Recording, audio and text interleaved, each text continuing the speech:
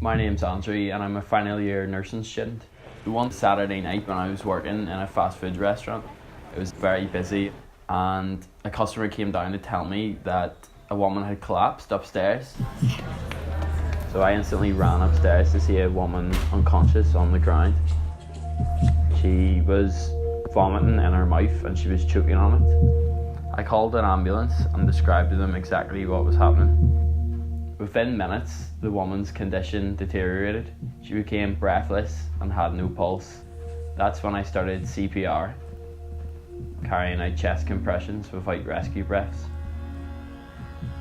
After doing this for 10 minutes, I became exhausted and was looking around for assistance. There was around 40 or 50 people in the restaurant. None of those people felt confident to give me a hand. Because I knew basic life support, I knew what to do. If you were in the same position, would you? The situation which Andrew faced, where no one was willing to help him administer life-saving treatment, occurs every day.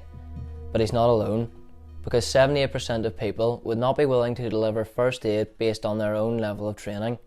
My name's Daniel Laverty, creator and founder of Hurtlockers Medical, the company attempting a world first.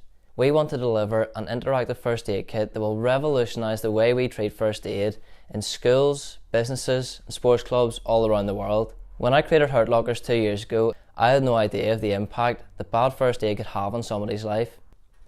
Our product gives the user professionally written treatment guides accompanied by a range of graphics and verbal prompts to guide you through the crisis. So after hearing Andy's story, we hope that you feel compelled in the same way that we do to revolutionise the way we treat first aid in the same way that the automatic defibrillator changed the way we treat heart attacks.